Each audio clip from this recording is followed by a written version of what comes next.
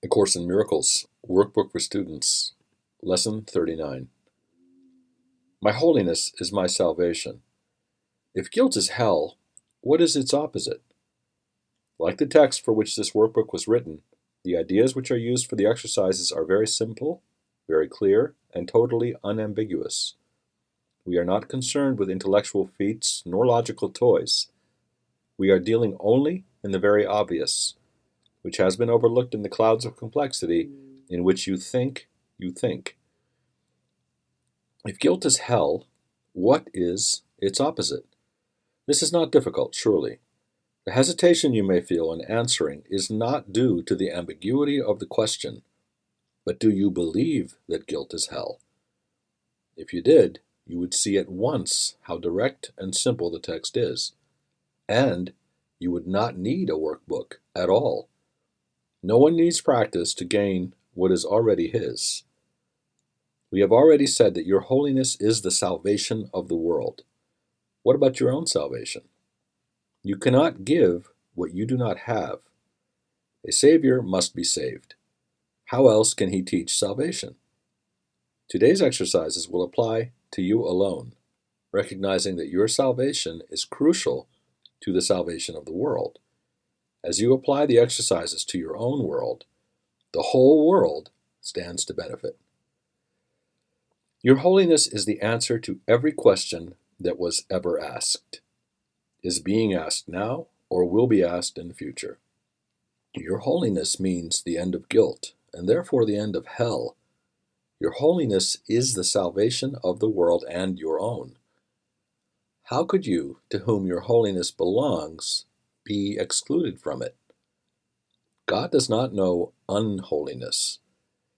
Can it be he does not know his Son? A full 5 minutes are urged for the 4 longer practice periods for today. Longer and more frequent practice sessions are encouraged. If you want to exceed the minimum requirements, more rather than longer sessions are recommended, although both are encouraged. Begin the practice periods, as usual, by repeating today's idea to yourself.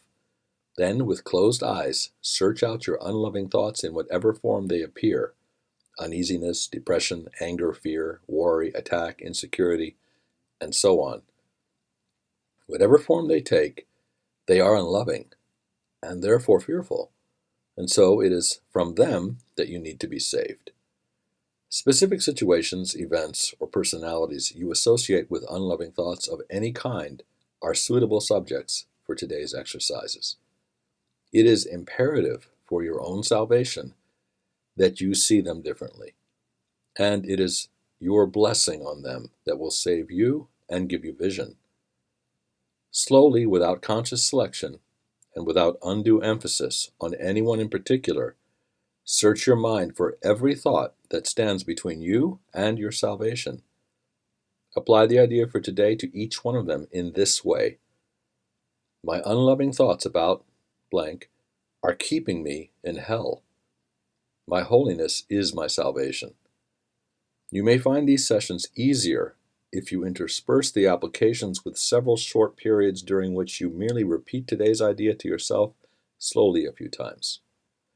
You may also find it helpful to include a few short intervals in which you just relax and do not seem to be thinking of anything.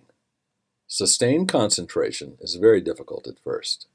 It will become much easier as your mind becomes more disciplined and less distractible.